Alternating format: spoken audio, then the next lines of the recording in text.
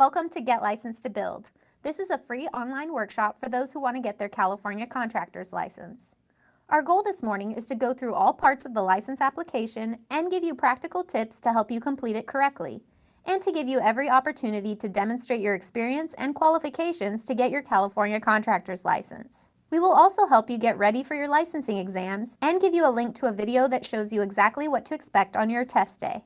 Today's webcast is presented by the Contractors State License Board, the government agency responsible for regulating California's construction industry.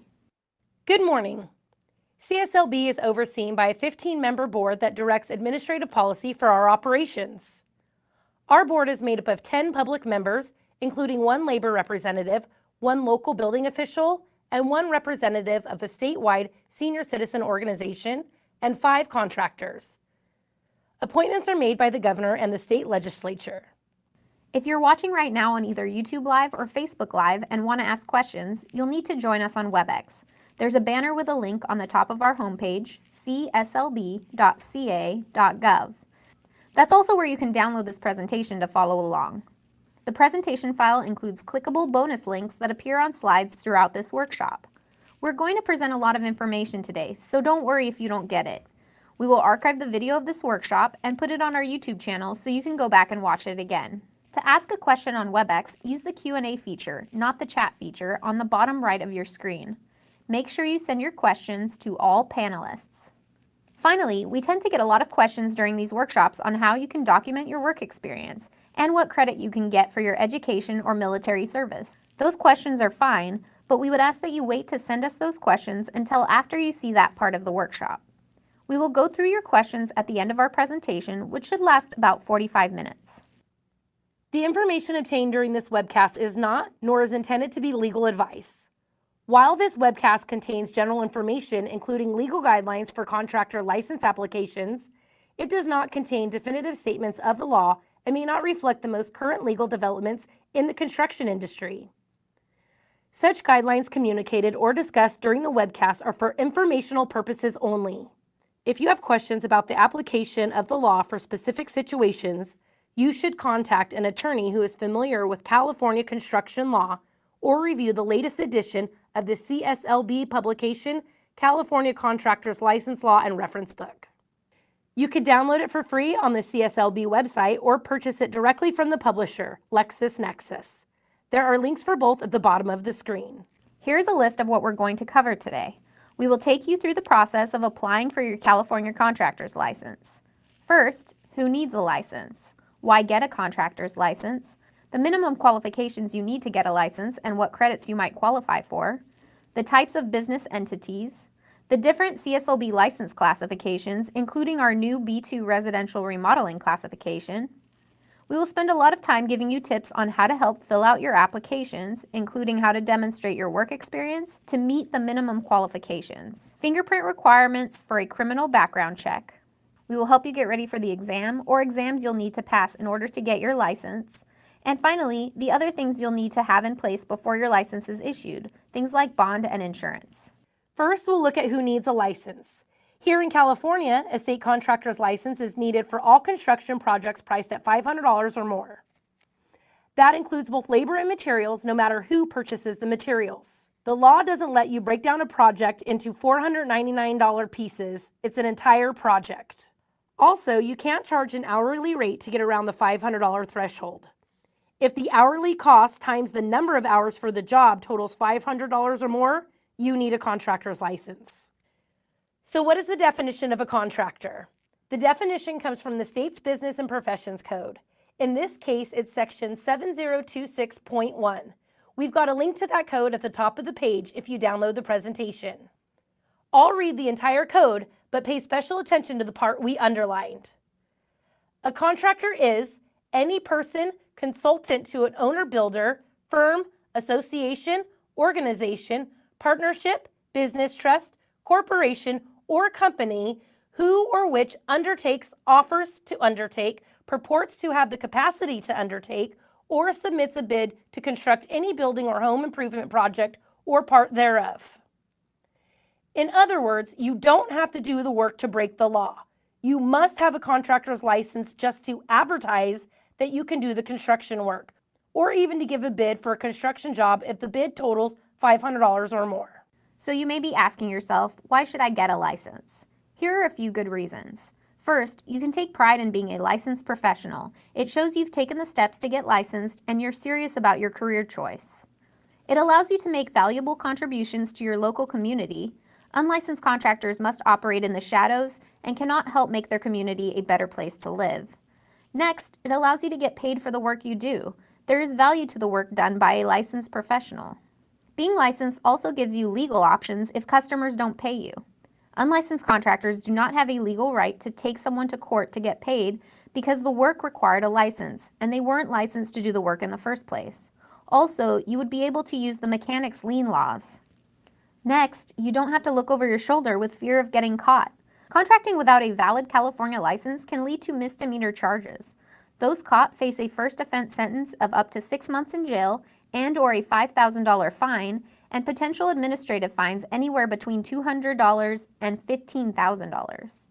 Subsequent violations can result in increased criminal penalties and fines.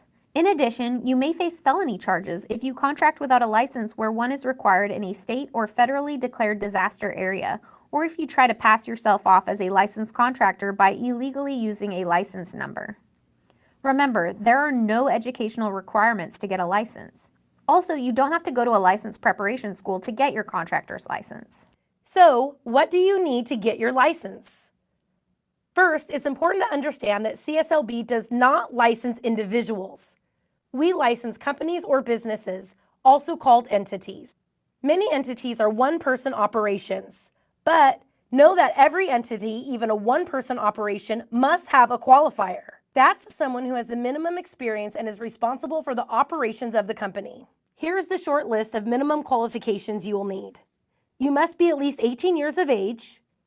You must have either a valid Social Security number or a valid individual taxpayer identification number or ITIN. You can qualify the license in one of two ways. First, you can qualify the license by having at least 4 years experience within the last 10 years as a journey person, foreperson, supervising employee, or contractor in the trade being applied for. Or you can also get a qualifier for the license who has that required experience. We will spend time talking about how you can demonstrate your experience on your application later in this presentation. It may be possible for you to substitute your education, technical training, and apprenticeship training for some of the required experience. We tend to get a lot of questions on this. First, CSLB cannot prejudge your experience. Due to the number of applications we receive and process every month, we don't have the staff time that would be needed to prejudge your experience. We can only review your documents after you apply for your license. Next, to get education credit, the coursework must be directly related to the work you will be doing as a contractor. Your education cannot be substituted for more than 3 years or 36 months of the required experience, meaning you will need at least 1 year of practical experience if you get the full 36 months of education credit. To apply for education credit, you must provide CSLB with written documentation. That means a copy of any apprenticeship completion certificates you earned, or get official technical school or college transcripts. Have your transcripts mailed to you. Do not open the envelope, leave it sealed, and include it with your CSLB applications packet. Note that high school courses will not earn you any credit towards your contractor's license. If you are looking to get education credit to meet the 4 years or 48 months of experience, you need to get your transcripts first. This is the kind of credit you can expect to receive for your education. Note that for some areas, we are only giving you averages. You will see that your credit will be determined on a case-by-case basis. We're not going to be able to give you any more guidance than get to the least. The most education credit you can get is for a Bachelor's of Science degree in Construction Management. That degree will get you the full 36 months of credit. Next is a master's or bachelor degree in business or a law degree. Any one of those will get you 24 months of credit. An associate in science degree in construction management will get you 18 months credit. A bachelor's degree in some other major will get you an average of 18 months credit. An associate degree in a major besides construction management will get you an average of 6 months credit. Credit for individual college classes is given on a case-by-case basis, usually with a maximum of 6 months credit. Apprenticeship completion certificates will get you 24 to 36 months, depending on the classification of the program. For example, a sheet metal worker's apprenticeship gets you 24 months credit for the C20 HVAC and the C43 sheet metal classifications only. A lineman apprenticeship gets you 36 months in C7 low voltage and C10 electrical classifications only. If you have transcripts for other technical training you've taken, you might be able to get some minimal credit as well. Again, don't use your education credits to try and squeak by the 4-year or 48-month requirement. If you served in the military, some of that service might count as well. On the bottom of the page, you'll see a bonus link to our CSLB Military Application Assistance Program where you can learn more. The license qualifier also must pass 2 different exams, both taken on a computer at one of CSLB's authorized test centers. One exam is on California business law. The other is in the specific trade covered by the license. We also have limited specialty licenses, which we'll discuss later. Those licenses only require the qualifier to take the law and business exam. As mentioned, the qualifier is the one who must take and pass the required exams or qualify for a waiver. We're not going to spend a lot of time on a waiver, only to note that you might be able to request a waiver from taking one or both exams in very specific situations. We recommend that you look at the CSLB website for more information on those specific situations. We have included a bonus link at the bottom of the page. The qualifier must undergo a criminal background check. We will go more in depth on that in a few minutes. After the license is issued, the qualifier must be in a position to exercise direct supervision and control of the company's operations. They are also responsible for all workmanship issues. It's also important to note here that if you're trying to get a B General Building Contractor license and you hire subcontractors to work under you, you're responsible as the project's prime contractor for the work that they do. The next thing you're going to need to determine before applying for your license is what type of entity your business will be. There are 4 types. First is a sole ownership, where the owner or responsible managing employee may serve as the license qualifier. Just about 2/3 of the contracting businesses in California are sole ownerships. Second, a corporation, where either of the current officers designated as the responsible managing officer or the responsible managing employee may serve as a qualifier. Just under 1/3 of our licensees are corporations. A distant third is a partnership, where either of the general partners or responsible managing employee may serve as a qualifier. That's 2% of our licensees.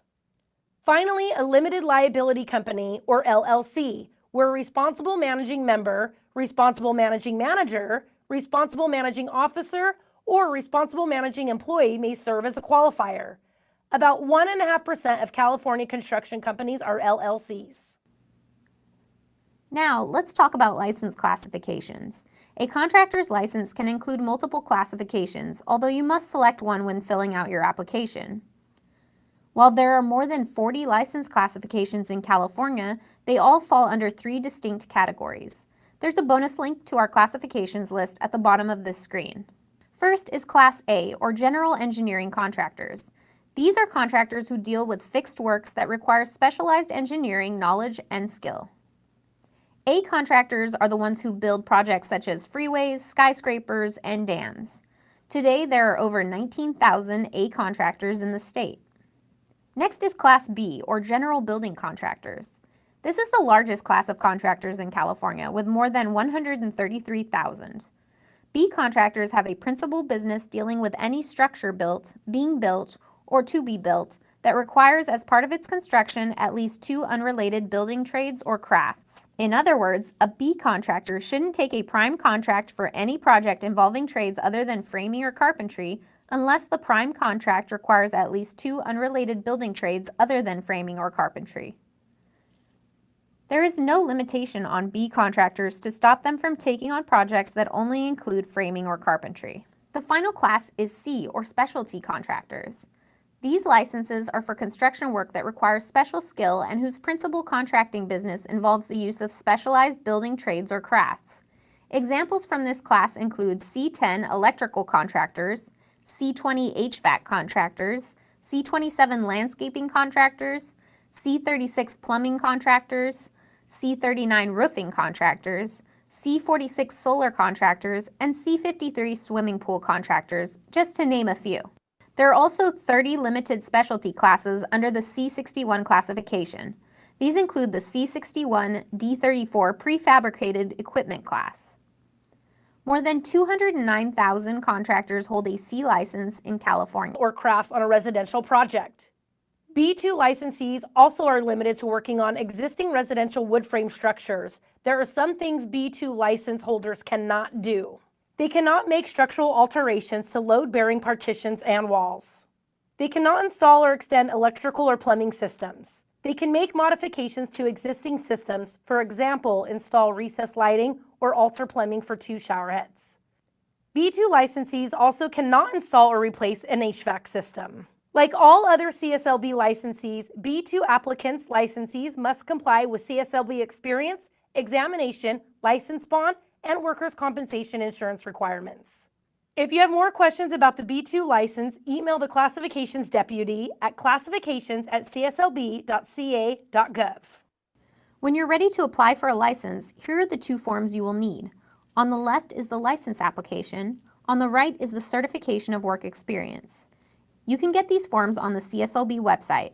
There's a bonus link on the left side of the page, so be sure to download this presentation. We will give you a closer look at the different sections of these forms a little later. Okay, now let's break down the steps of the application process. First, identify who will be the qualifier for your license. That person will be responsible for exercising direct supervision and control of the company. If you're using an RME or responsible managing employee as your qualifier, determine if they can qualify for an exam waiver. Be aware of companies you pay to connect you with a licensed qualifier. In some cases, these qualifiers cannot exercise the direct supervision needed, or they aren't willing, or don't understand their role as a qualifier. Next, make sure you complete the correct application. There are 2 options. 1, application for original contractor license. 2, application for original contractor license examination waiver 7065. We have a link to the forms and applications webpage at the bottom of this page. The next step is to determine your company name. See the application instructions for examples. Some things to keep in mind. Your name cannot be misleading or imply that you qualify for a license classification other than what you're getting. For example, if you're going to apply for a C36 plumbing license, you cannot have a company of John Smith Plumbing Construction, Heating and Drywall. Corporate and LLC names must match exactly the name registered with the California Secretary of State's office. You can also use what is called a DBA, which stands for Doing Business As. The main things to remember here is the DBA name cannot be misleading, and you must use that name in all advertising and on all your contracts. Next, you'll want to get together certifications to support your work experience. You should do this even if you apply for an exam waiver. Feel free to use multiple pages if necessary. Next, be sure to note if you're a military veteran. Some of your military service may be used to meet your 4 years of experience qualifications. Also, your application may be expedited and receive a possible 50% reduction in your initial licensing fee through our Military Application Assistance Program. There's a bonus link at the bottom of the screen for more information on that program. To participate, you must have not been dishonorably discharged. Be sure to include a copy of your latest DD-214 long form paperwork showing your discharge status with your application. The next couple of items are basic but important. Proofread your application for any missing information. Make sure you have provided an answer to all necessary fields. Second, don't forget to sign and date the application. Finally, determine if you need special accommodations to take your exams. If so, complete a request form and submit it with your application. We'll talk about the use of translators a little later. Next, let's take a closer look at our fingerprint requirements, which are used for a criminal background check. This is a list of those who must submit a full set of fingerprints to CSLB, depending on the type of business entity. All applicants, each corporate officer, each member and manager, each partner, each owner, the responsible managing employee, all home improvement salespersons. If you are in California, you must submit fingerprints electronically with what's called live scan. You can get an updated list of live scan locations in California, broken down by county, on the Attorney General's website. We have a link here, or you can simply go to the Attorney General's website and search for live scan. You will also see we have a bonus link at the bottom of the screen to the fingerprint information page on our CSLB website. If you are out of state, it's a longer process to get us your fingerprints. That's because you must submit hard copies of them the old-fashioned way. Those take anywhere between 3 and 6 months for the FBI and Department of Justice to process. So you might want to consider traveling to California to get your electronic live scan done here. So what happens if you have any criminal convictions? CSLB may deny your license for the following reasons.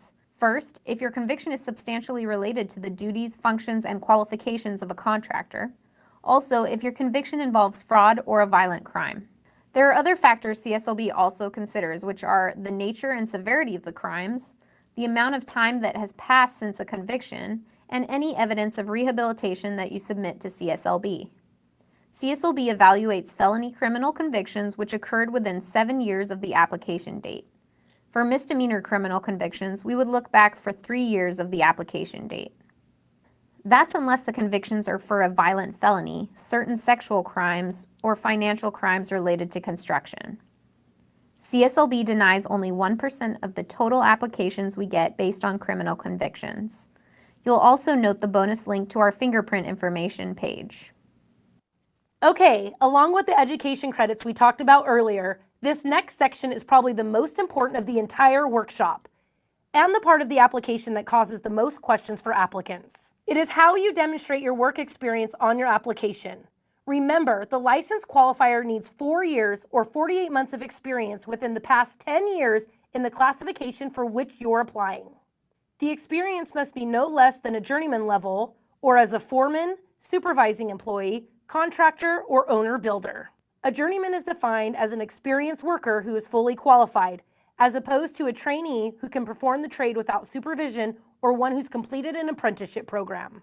There's a limited amount of space on the application to show your certified work experience, so feel free to use additional pages if needed and simply attach them at the end of the work experience form.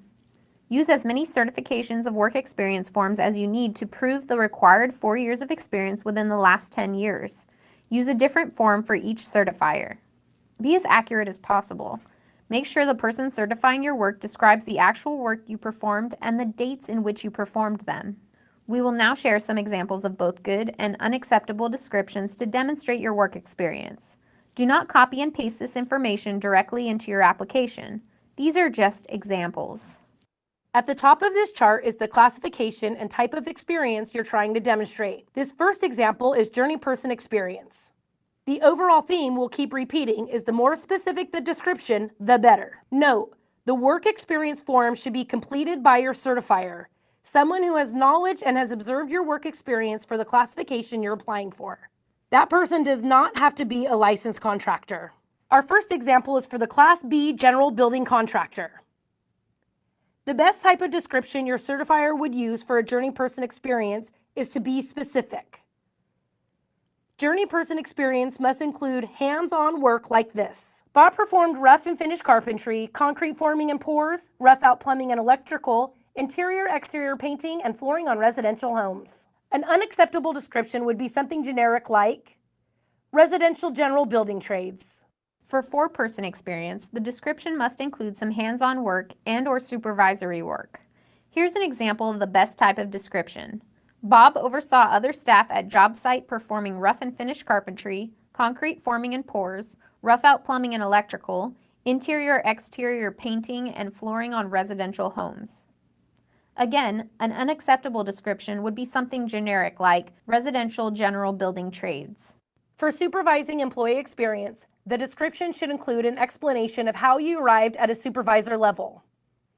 An example is, as a construction lead on multiple projects, Bob supervised rough and finish carpentry, concrete forming and pours, rough out plumbing and electrical, interior exterior painting, and flooring on residential homes.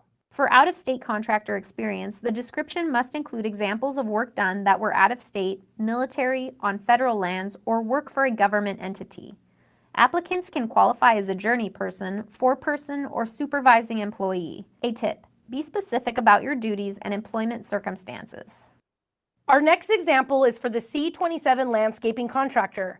The best type of description your certifier would use would be Jane performed landscape construction, maintenance and installation of sprinklers, ground plants, low voltage lighting, ornamental yard art, concrete mow strips and pathways, and tree pruning. An unacceptable explanation would be gardening, yard maintenance, planting. For a C27 landscaping foreperson, the description should indicate overseeing other staff performing the trades. And for the C27 supervising employee, the description should include an explanation of how you arrived at the supervisor level for the trades on a project. Finally, for our out-of-state contractors, the same guidance that we showed you for general building contractors is required. Be sure to include examples of your out-of-state work as well as work for the military, on federal lands, or for a government entity. Be sure to be specific when you describe your duties and employment circumstances. By law, CSLB must randomly review and verify all information provided on at least 3% of our applications. Our next 3 slides run down the acceptable documentation you can use to support your work experience in the event that your application was selected and you were asked to provide additional documentation. The supporting documentation should not be mailed in with your application. You will only need to provide this information if requested by CSLB staff. On the lower right of the screen, you'll see a link to this publication on our website along with additional information on experience documentation. If you look at the chart, you can see the first column is for documents you can use if you were employed by a licensed contractor. The second column is for documenting your experience if you've been self-employed. The third column is for documentation you will need if you're applying for a Class B general building contractor license and need to use the owner-builder experience to meet the experience requirements. Here's the next page of acceptable documentation. Again, you can click on the link to view and print this publication. If you don't have this information readily available, you may want to begin to gather it now, just in case you're asked to provide it in the future. Remember, you are trying to demonstrate 4 years of experience within the last 10 years. CSLB may contact the certifier of experience or other parties to verify experience. One other note, CSLB gets more than 1,000 applications each month, so our application processing staff has seen it all. They've got 2 pieces of advice. First, don't cut and paste from this presentation. Also, don't try to get around having to take a trade test by applying for multiple subcategories under the C61 Limited Specialty Classification. Okay, that is the content you'll need to fill out your application. Before getting it to CSLB, double check it to make sure you didn't miss anything. Be sure to sign and date it as well. Parts of the application, Section 1, Business Name and Address. Now that we've gone through the information you'll need to include, here's a closer look at the application so you can see where the information goes. Section 1 is where you list your business name. Remember, when selecting a business name, make sure the name you selected is compatible with the classification and entity that you're applying for and is not misleading. If your business is a corporation or LLC, you will need to make sure that the name you provide in this section matches exactly the business name registered with the Secretary of State. In line 2, you will indicate what classification you are applying for. The mailing address and phone number that you list on line 3A and 3C will be made public on CSLB's website once you are licensed. In Section 2, you will select your business entity. If you're applying as a corporation or LLC, you will need to provide your registration number provided to you by the Secretary of State. Make sure to pay extra attention to the instructions in this section pertaining to the entity for which you're applying. Section 3, Qualifying Individual Full Legal Name and Address. In Section 3, you will list the qualifier's information. Remember, the qualifier is the person that meets the experience requirements and will be responsible for the direct supervision and control of construction operations. The qualifier will be the person taking the exams. On line 6, you will list any previous or current license numbers you've held. You will also need to list the percentage of the new business owned by the qualifier. On line 7, you will need to indicate what position will be held by the qualifier. Each entity has different personnel requirements. You will need to make sure that you've listed all positions depending on the entity you have selected. You can find more information on this on pages 2 through 4 of the application instructions. Line 8 is where you will sign and date your application. Section 4, Personnel, Full Legal Names and Addresses. Section 4 is where you'll list the personnel information for all remaining personnel that will be listed on the license. For example, if you're applying for a corporation, you'll need to indicate who will be the responsible managing officer or employee, president, secretary, and treasurer. Again, more information can be found on page 6 of the application instructions. If you'll have more than 4 people on your license, you can make additional copies of this page and include it with your application.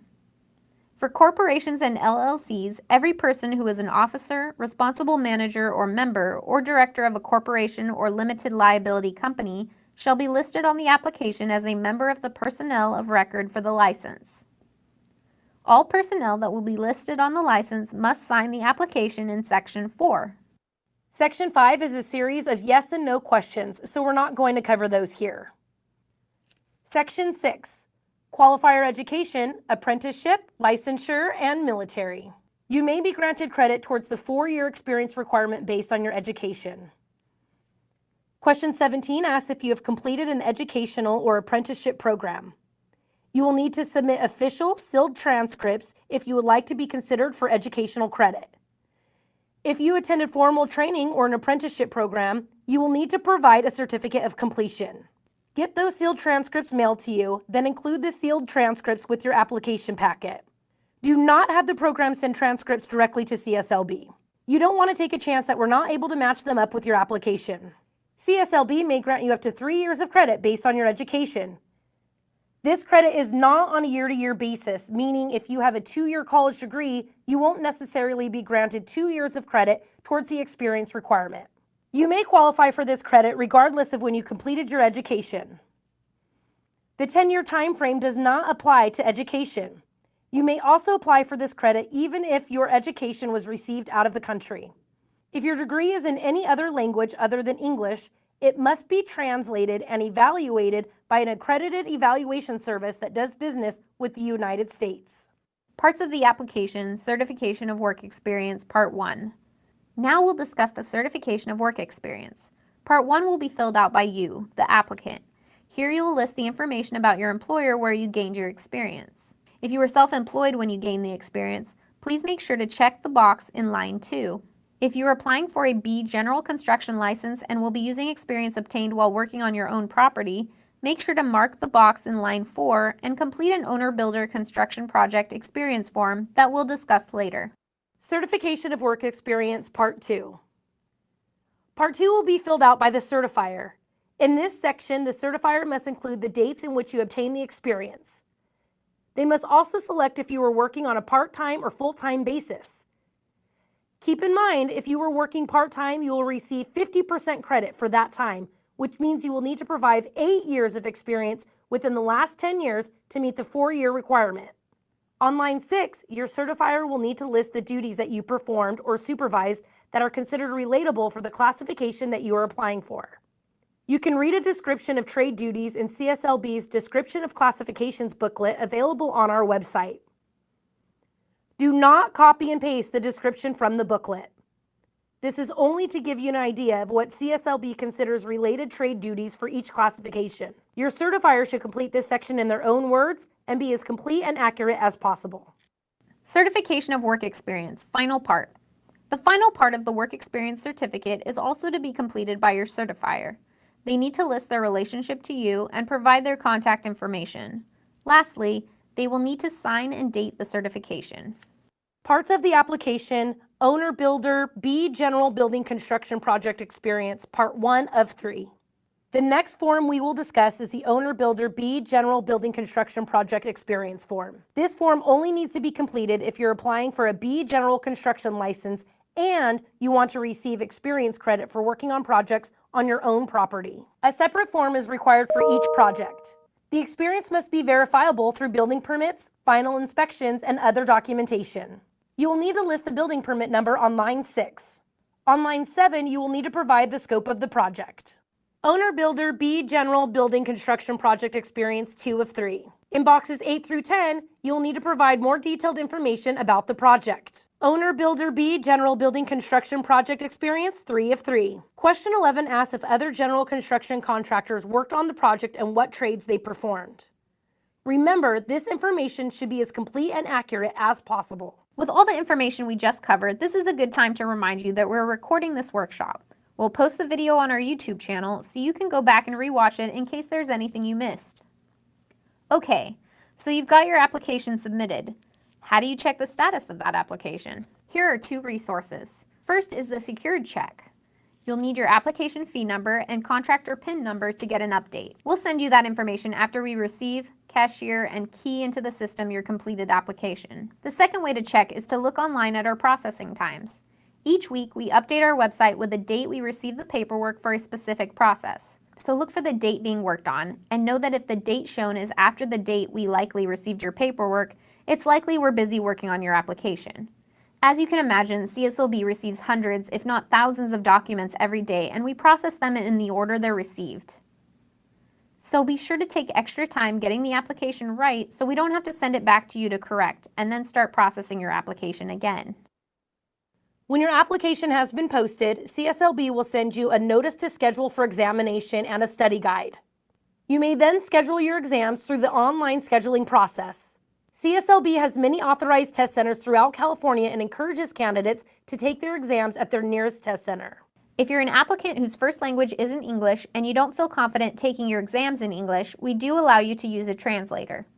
The translator, who you provide, simply reads you the exam questions. The CSLB Law and Business exam is now available in Spanish. There's a link at the bottom of the page to read more about this new option. Question 16 on the application asks if you need to use a translator to complete the examination and the language the exam will be translated into. The translator must be approved by CSLB in advance. You cannot just show up on the day of your examination to the test center with someone to translate the exam for you. When you have an exam date, make sure you don't miss it. If you fail to appear for your exam, you'll have to pay a non-refundable $100 fee to reschedule. That fee may be waived once with documented evidence of a medical emergency or circumstance beyond your control. Also, we have study guides available for each of our exams. Included in each study guide, you'll find a list of sections and topics covered by the exam. They also include sample questions, how each section of the exam is weighted, and recommended resources that you can use to prepare for the examination. These study guides are available online on our website. There's a bonus link to them on the bottom of the screen. These study guides are also available in Spanish. Here's a quick look at two of those study guides. The first is the Law and Business exam, which all qualifiers must take, no matter which license classification, including the D-Series limited classes. You can see the guide contains a breakdown of examination topics, some test strategies, sample questions, and resources that were used to help create that exam. You will see the same format on the B General Building Study Guide. We would recommend that you really pay attention to the exam content here, especially how we have broken down what percentage of questions there will be on each of the 5 topics on the exam. On the lower right of both of these 2 slides, you'll see bonus links to the actual study guide, as well as a link to the complete list of study guides. On your testing day, plan to arrive at least 15 minutes early for your exam. Give yourself extra time to get checked in. Follow the instructions provided online when scheduling your exam date. We've also produced a short What to Expect on Test Day video that you can watch on our YouTube channel. The link is at the bottom of your screen. You'll take your exam on a computer using a keyboard and mouse. Before starting, you'll see an on-screen tutorial that'll take you through the process. The exam itself consists of multiple choice questions. You'll also see a space on each question where you can, if you want, submit a comment about that question. You'll get 3.5 hours to complete each exam. Don't arrive late, or that may reduce the amount of time you get to complete your exam, or you may not be admitted to the exam and will have to reschedule. You will get your results at the end of the exam. If you don't pass the exam, you will not be allowed to review the questions you missed, but you will get a statement showing how you did on each section of the exam. You can reschedule the exam as many times as you need within the 18-month period, as long as you pay the non-refundable $100 rescheduling fee each time. Each rescheduled test must be at least 3 weeks following the previous test per rescheduling guidelines. After you pass your exams, what happens next? First, you'll need to pay your initial license fee, $200 for a sole owner license and $350 for a non-sole owner license. That will be good for 2 years. You'll need to complete an online asbestos open book exam. Plus, you'll need to file your required $25,000 contractor surety bond and possibly other bonds depending on what type of business entity you'll have. If you've got employees, you'll need to get workers' compensation insurance. If you don't have employees, you must file a workers' compensation exemption with CSLB. You can also submit this online. If you're going to be an LLC, you'll also need liability insurance. See our website for more information. Your insurance company or broker can submit your insurance information to CSLB directly on our website. Please note that workers' compensation insurance is also required for all contractors applying for the C8 concrete, C20 warm air heating, ventilating, and air conditioning, C22 asbestos abatement, C39 roofing, and C61 D49 tree service classifications, regardless of whether they have any employees. Effective January 1st, 2026, all licensees will be required to carry workers' compensation insurance regardless of the classification or whether they have any employees. In about 5 to 10 business days after your license has been issued, CSLB will send you a wall certificate and plastic pocket license card. Display the wall certificate in your main office or chief place of business. Carry your pocket card with you, especially in situations where you're going to solicit business, talk to potential customers, or sign contracts. We encourage consumers to ask to see your pocket license. If you're going to have salespeople working for you, be sure to get them registered as a home improvement salesperson with CSLB. Check our website for more information on how to do that. Your license will be good for 2 years. It'll expire on the last day of the month when it was issued. Be sure to put that expiration date in your calendar, in your phone, anywhere you need so you won't forget it. CSLB will send you a renewal notice in the mail approximately 60 days before it expires, but ultimately it is your responsibility to renew your license on time. Here are a couple of other important deadlines to keep in mind. First, notify CSLB within 90 days if you move or change your business address. Your renewal notice will be sent to the address of record that we have on file. If you're not at that address anymore, you're probably not going to get it. Plus, the Postal Service will not forward state government mail. Finally, notify CSLB within 90 days of all changes to personnel on your license, especially when it involves the qualifier of the license. Once you get your license and get to work, you might want to hire someone as a salesperson to solicit, sell, and negotiate home improvement contracts on your behalf outside of your place of business. These people are called home improvement salespersons, or HIS. Without an HIS, the official personnel of record on a license are the only ones who can solicit, sell, negotiate, or execute a contract. That includes individual contractors, license qualifiers, partners, corporation officers, and LLC responsible managing officers, members, managers, or employees. A HIS can work for more than one contractor. The licensee must notify CSLB when they either associate or disassociate an HIS with their license. This process can now be completed online as well. There are a couple exceptions to note. First are those who only schedule appointments for the contractor or registered HIS, and bona fide service and repair people. These are the folks you call out for repairs, including things like air conditioning, heating, and plumbing. But those services and repair people are limited to the work that was initially requested by the buyer or homeowner. For example, if your AC goes out and you call an HVAC company to come out, the service person does not have to be a registered salesperson. But if they go beyond the repair itself and sell you a new HVAC system, they will have to be a registered HIS. Also, don't employ an unregistered salesperson. That subjects you to administrative discipline, and the salesperson might get a citation or possibly even a criminal misdemeanor.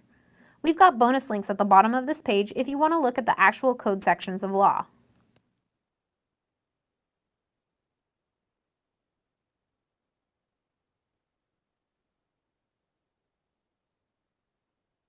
Good morning and welcome to the questions and answers portion of our Get Licensed to Build workshop. Just a friendly reminder, please make sure to include your question to all participants so that we all can see and answer the questions that have been put before us. So to begin, I have a question from Edward Guzman. Does a bachelor's degree in engineering count for the 36-month credit? So as you may have seen, Edward, we do give you information that states it could. It is dependent upon what classification you're applying for, as well as us having that degree, your sealed official transcripts in our hands that we can review at the same time that we have your application. So I can neither confirm or unconfirm that information. However, if you look at the information that was provided during the workshop, you will be able to see it's a possibility. However, there's more to the whole picture that we would need to see before an answer can be given on that. Also, it does count as pre-qualification, and CSLB cannot do that for any applicant. Van, may I have the link for the PDF? I believe If you go to our website, which is www.cslb.ca.gov, there is a link there that you can click on. Also, as stated in the workshop presentation, you can go to YouTube and see the past, as well as this one, the past workshops that have been downloaded or uploaded to YouTube on our channel. So I am going to skip over the other ones to say the same thing about the presentation. Kyle Ramirez can experience as a project manager, QA, QC, not sure what that means, qualifying, I don't know, or project engineer apply for experience towards licenses. So as a project manager, again, I'm not quite certain what a QA or QC is, or project engineer apply for experience. You can definitely apply.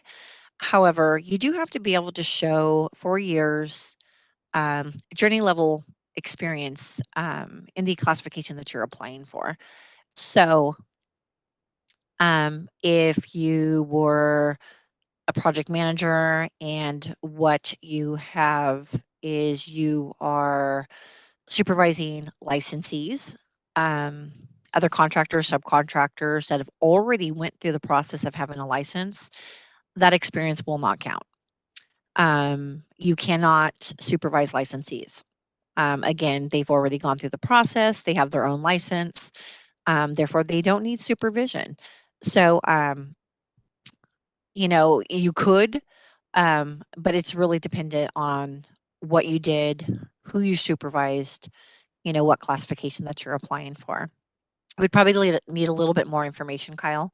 And with that being said, on the screen, you can see the licensing email, which if you do need more information, you can always shoot us an email over there at licensing@cslb.ca.gov. Brandon Bravo.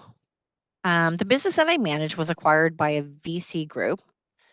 The current license holder was the previous owner and he will be retiring soon. They asked me to apply for a license to hold the license until the business is absorbed into the corp. The current license is a Corp C7. I am wonder if I can get the license as an individual to hold until the business is absorbed. Okay, so that question's a little loaded. So I would ask you, Brandon, to shoot an email over to us at licensing@cslb.ca.gov.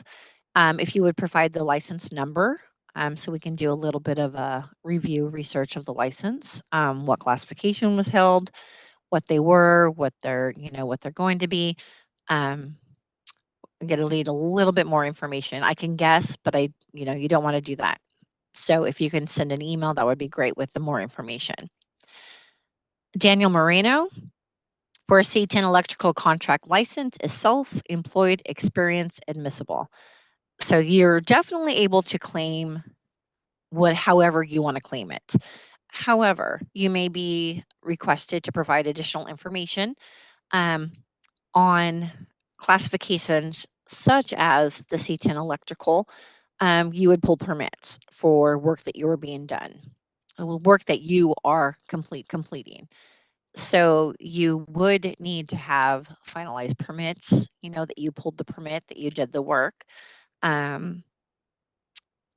As it is, like I said, you can put any kind of work experience you want on there. You just might be asked for additional information.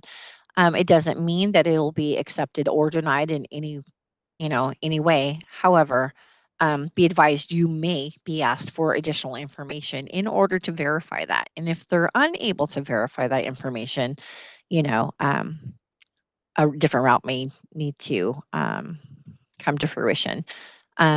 We do recommend that, if at all possible, you work for a licensee, so that we do know that training and that journeyman level experience is coming from someone who is already licensed. It's not the end all be all. However, if I were to give advice to somebody, that's something that I would say, is to try to work for somebody who is licensed in the classification that you plan on working in down the line. Van, if you have an AA degree and a BS of bachelor's degree, does that count for 3 years? Van, as stated before, please see the slides that did explain what you could receive for any kind of degree. But CSLB cannot pre-qualify anyone in regards to the degrees that they have or that we're being told that they have. Your completed application with your sealed official transcripts need to be received together, and then your processing technician will review both of them to see if the classification that is being applied for is in connection with the degree that you hold. So yeah, it's something that we have to have here before we can make a decision on. Again, we do give you some brief guidelines of what could give you education credit, but I cannot answer that and give you a definitive answer. David, for owner builder, how many permits do you recommend we have to qualify if we need to demonstrate 2 years of experience? So David, it's based on your projects. So if you have a project, for an example, that took you 2 years for however many square feet, you would have to have permits for each permittable classification that you are specifically working on. So if you are doing the structural framing, you'd have one for that. If you are installing the HVAC system, you would have one for that. If you're doing the plumbing, not fixtures, but like actual plumbing, you would need one for that. So again, it's what you're doing on your projects that you have to submit or that we might request permits for what you are doing on your owner builder project. Again, there is no permit limitation. It's what you're doing, and that's what you would need to submit with that if that was the route that you were going to go for the owner builder. Conan Doherty, I'm an Oregon contractor and have a potential project in California. Do I need to have a physical or PO box address in California? So as far as CSLB is concerned, you can list a PO box as your business mailing address. However, you do need to provide a business physical address for CSLB. The PO box can be what is listed on our website for the consumer to see. However, CSLB does need to have the physical address so that we know a second address to get a hold of you. And do know, as an out-of-state contractor, you would have to apply in California if you're going to work in California, just as a FYI. Edward Guzman, how many times can you retake the exam? I do not believe there's a limitation on that. Just know that each time, if you do fail it, you do have to pay the $100 retest fee. I believe you have to wait 3 weeks after you pay that before you can reschedule your exam, but there is no limitation on how many times. It is within an 18-month period from the time that you're posted, which means that your application was deemed acceptable. You have an 18 months to pass your exam. So it does have to be within that time, but there is no number limit on there. John, I have a C7 license. I would like to get a C10 license to perform fire alarm work. What is my best approach? So John, I'm going to ask that you send us an email at licensing@cslb.ca.gov. So C7 is a low voltage system. Obviously C10 is electrical. So you do have to have separate experience from your C7 for your C10. But I need a little bit more information of where you may have received this C10 experience. So John, if you can give us an email, that would be great with a little bit more specific information. David, what type of work should be in a permit for owner builder? So David, again, dependent upon what you're performing on your owner builder project is what your permit's going to be for. Again, if you are installing an HVAC system, doing a whole plumbing replacement or addition, if you are changing structural walls, removing a pony wall, retrofitting windows or doors, these are the kind of items that you're going to go to your city or your county for to get the permits in order for you to perform this work, and they come out and they make sure that it was done up to code per your city or county. You just can't install an HVAC without the permit, so these are things that you need to talk maybe to your city or county of what you're able to perform because they have jurisdiction there and with the permits and whatnot, where we are the licensing for you to get your contractor's license. However, they're going to come out and inspect your work. So they would be able to tell you, probably more in depth of everything that you would need to have a permit for that you perform on your home in order for you to do that.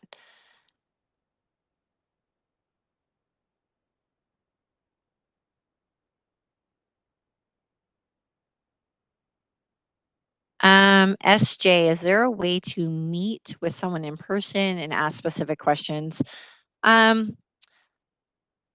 really. SJ, your best bet would be to send an email to licensing. If we needed to have a call, we can definitely call you. But it's not the norm to set up an appointment to speak to somebody about applying for a contractor's license. I would say the best way at this point would be to send an email to the licensing at cslb.ca.gov email. If you provided a phone number, I'm sure somebody could reach out to you. But as far as right now in today's time, we don't, on a norm, meet with people in person. Kyle Ramirez, I was an Army vertical construction company commander supervising construction projects for 130 soldiers. Would this time potentially apply? It very well could, Kyle. If you have orders that state that this was the job that you did in the Army, it is a possibility. Your transcripts from the Army can substitute for some of the work experience. We have a veteran's email, which I don't know off the top of my head.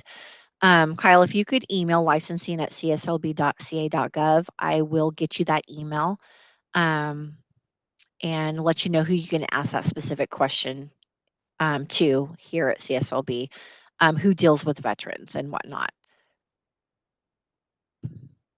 Corbin Shields, what licenses, if any, do you need to run a business that performs either in-house or through subs, engineering, procurement, and construction for high voltage utility infrastructure such as transmission and distribution poles and substations? So Corbin, we're going to refer you to a different email, which is classifications with an S at the end at cslb.ca.gov. And you're going to give the classifications deputy as much in-depth information about how you're doing it, where you're doing it, and all that information that you included in your question so that he can make the determination of what classification would best fit what you plan to perform. Okay? So again, that's classifications with an S at the end at cslb.ca.gov. Edward Guzman, if experience was obtained out of state, what license number should be given? Can a DUNS number be used? I do not know what a DUNS or DUNS number is. You can definitely put whatever states that you're from, their license number if you worked under a licensed contractor. we don't have access, like state to state, we don't have access to each other's licensing board.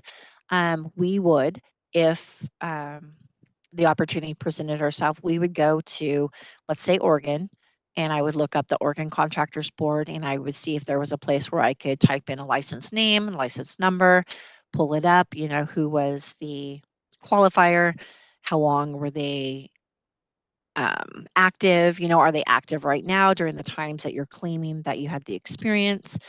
So there's several, you can put the license number. It's not necessarily, since it's out of state, not necessarily going to be something that we would look up. We could, and if we needed to, we will. But as far as, they could not be licensed. It could be a state that doesn't have contractors licenses.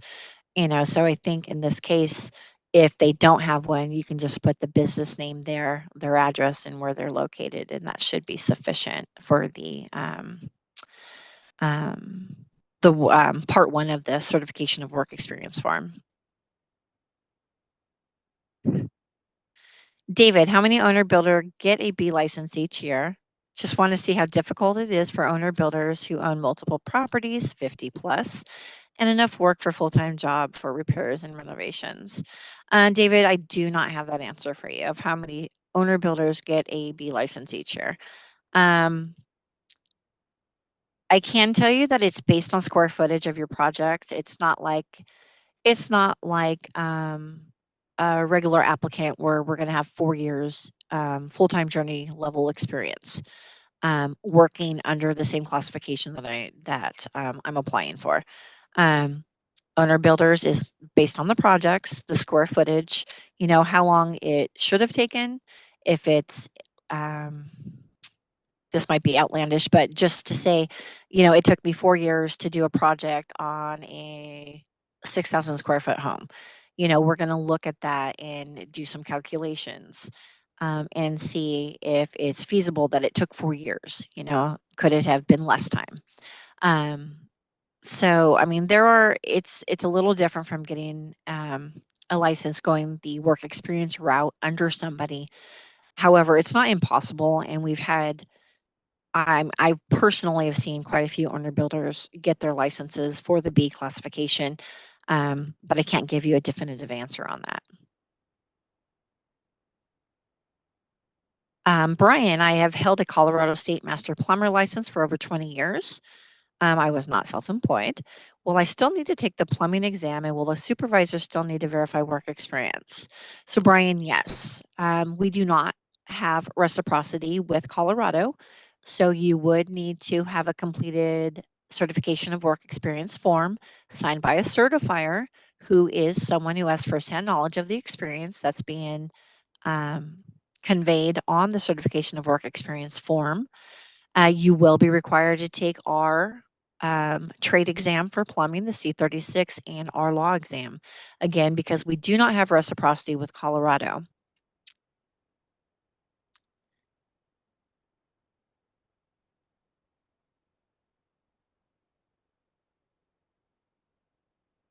Just trying to weed through the questions here. Kyle Ramirez, can self-employment as a handy person count towards experience? It's really dependent, Kyle, on what classification that you're holding or that you want to hold in the state of California. So if you're talking about a handyman, that could possibly be the B2 residential remodeling classification. In that case, it is feasible. But again, it's very dependent upon the classification that you're applying for and the work that was done as this handyman. Conan, does the address need to be in California? No, it does not. It can be an out-of-state address. Rhonda, are contractors allowed to perform work while the license application is in process? Unfortunately, Rhonda, that is no. You do have to be licensed, which means that you're completing the process from start to finish. You've completed your application.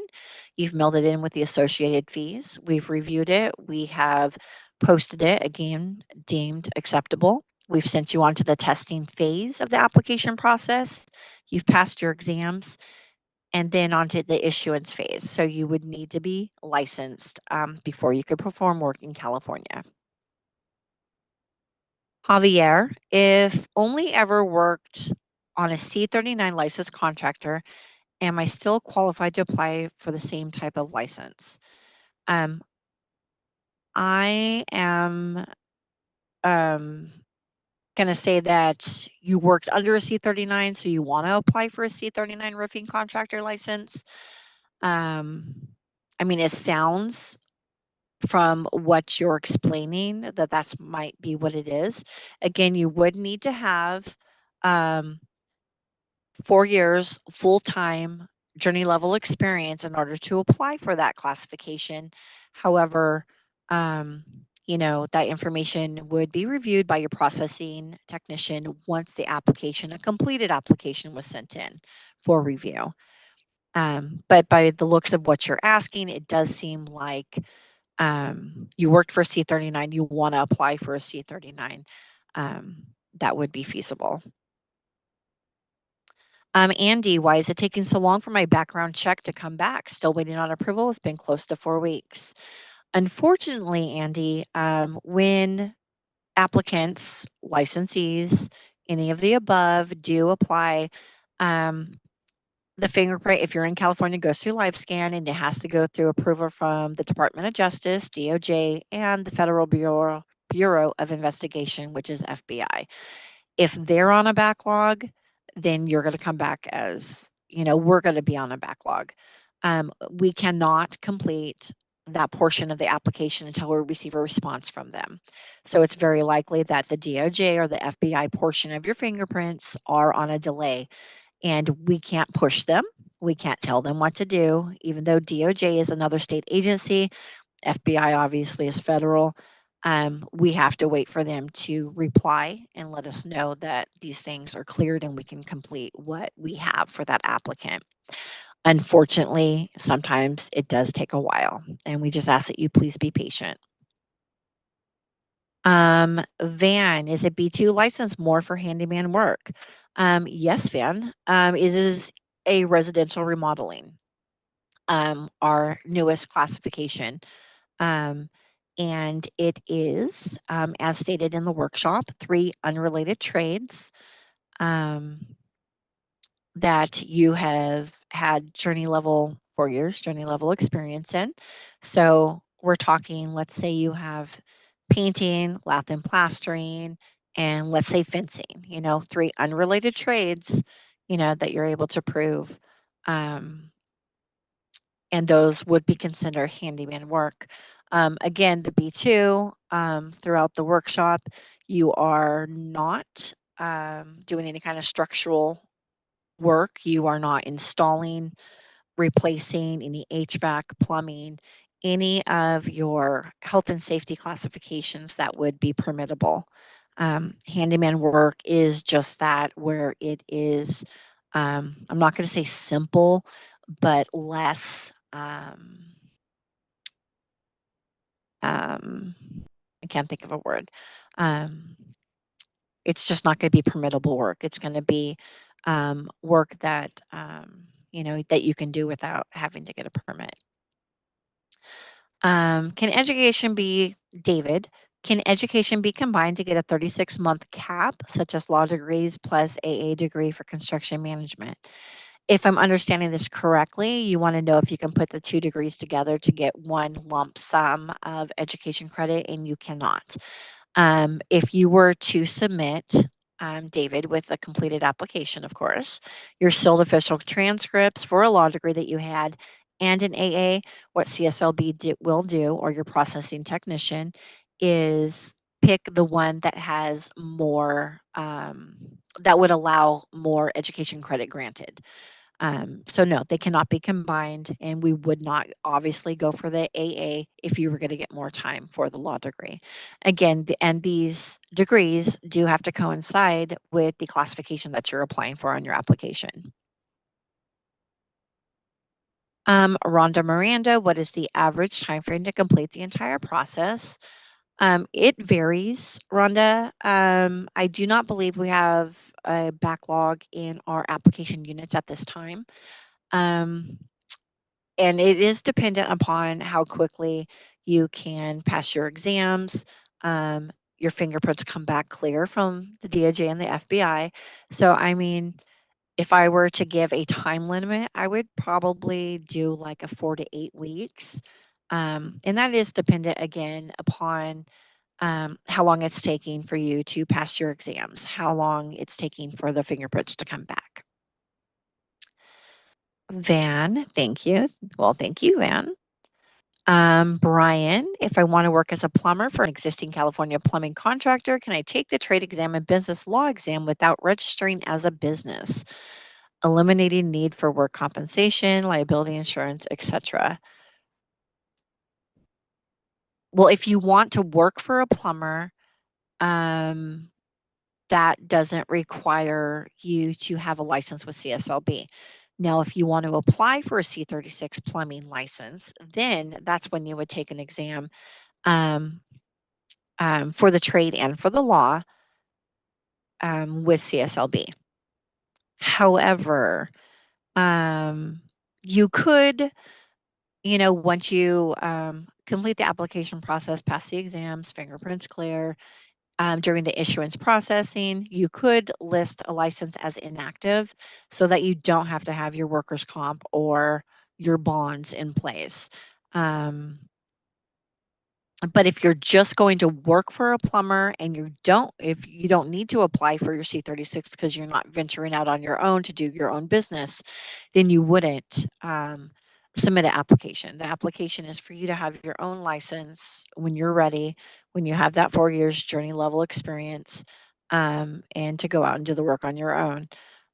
Again, I mean, if you had that experience and you wanted to apply at the end of your application process, you could issue your license inactive, which would not require you to have the workers' comp and your bonds. But do be advised that once you wanted to reenact your license, at that point you would pay a reactivation fee and you would have to have the bonds and the workers' comp in place before the license would be active again. Javier, just to be clear, the licensed contractor I work for would have to sign off on my work experience to show proof of 4-year work experience to qualify for the C39 license. So your licensed contractor does not have to be the person who certifies you. So a certifier, if you look at the certification of work experience form, can be, I believe it's about 7 or 8 different options.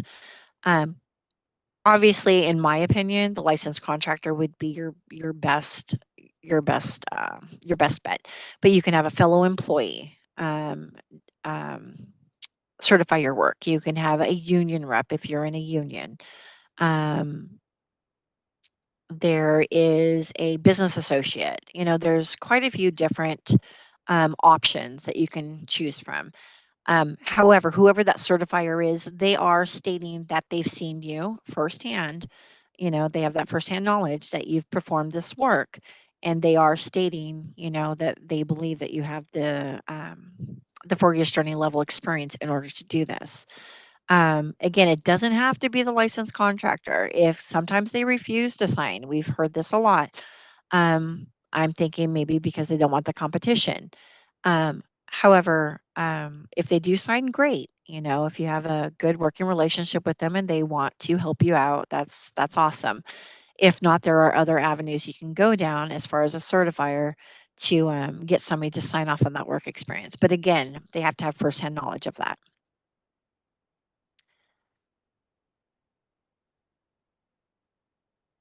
Okay, so I don't see any more questions. However, let's give it a few minutes.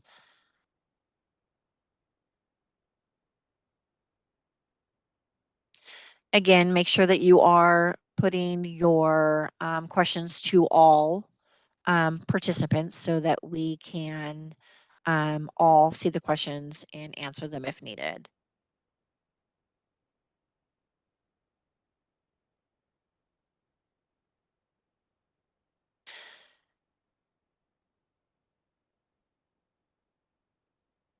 Okay, Van, what is the best way to prepare for the exam? So As you saw in the workshop presentation, we do have study guides, which you could find on our website. And they do have some sample questions there. And I do believe at the end there are resources that you could study for more information on the classification that you're applying for. So yeah, there are some things that we do put out on those study guides. Again, you can find those on our website. Otherwise, as far as the law exam goes, our 2024 California Contractors License Law and Reference Book is available for a free download on our website. You could order the book directly from LexisNexis if you wanted to have a copy of that 2024 edition. I do highly recommend that because you will be held accountable for the laws in California as a contractor, and it is a very good guide for you as a contractor. Van, are there any courses we can take, or is a study guide sufficient? So the study guide is what CSLB provides. I do not recommend taking courses because they are from schools that are not associated with CSLB. The state does not do any schooling. These companies are standalone companies that state they're going to help you get licensed. So I would tell you that that's at your own risk to do something like that. You know, we don't really know where they get their information from. So it's something that to me is a little risky. But we do have a lot of people who do this, and maybe it is successful for them. Maybe they do have good information. But be advised that CSLB does not, we aren't behind these, and we do not associate with them really. Andy, if my business partner has a certified C10 under his sole proprietor ownership and our business is a license, how can we go about being able to perform work?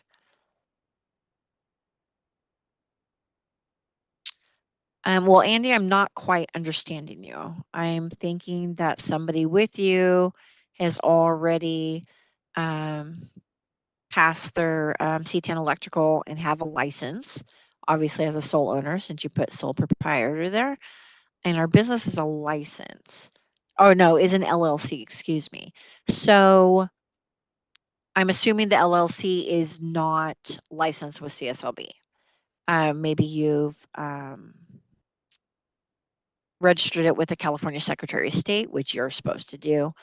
However, you haven't done it with CSLB. If you want to shoot an email over with a little bit more information, maybe a license number, please do so at licensing@cslb.ca.gov, and I can probably give you a little bit more information on that, okay? Alita, if an applicant passed the law exam but not the trade exam, is a potential job offer to clean up. Can the applicant waive the law exam that is already passed to get a license C36 construction cleanup? Okay, so it sounds like, again, I'm guessing, that let's say somebody applied for a C27 landscaping.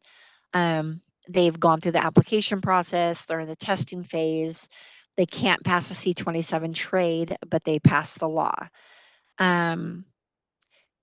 You can't change your classification after your license or after your application has been posted, which means deemed acceptable. So if an applicant wanted to switch classifications, they would have to withdraw this application, which means they would lose their application fees because they are non-refundable as stated on the application, and they'd have to reapply for the D63 construction cleanup. Now, if they pass the law, upon review of the application, the processing technician would notice this and see that the law had already been passed on a prior application, And then therefore there would be no law exam needed at this point because that person passed it. If I'm understanding you correctly, that would be my assumption. So yeah, it is a possibility, but you would have to void out the first application because you cannot make any changes to it after the application is posted. And those fees are considered, they are deemed earned because the application has gone through our mailroom process, our cashiering process, and has gone through the hands of a processing technician and testing. So I do not see any more questions here.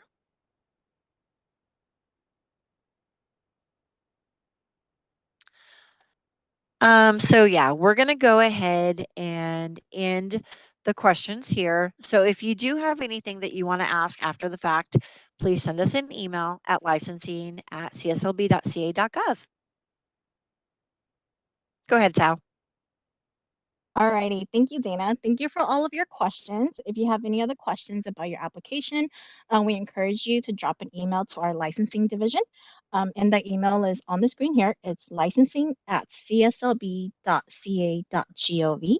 That's licensing@cslb.ca.gov.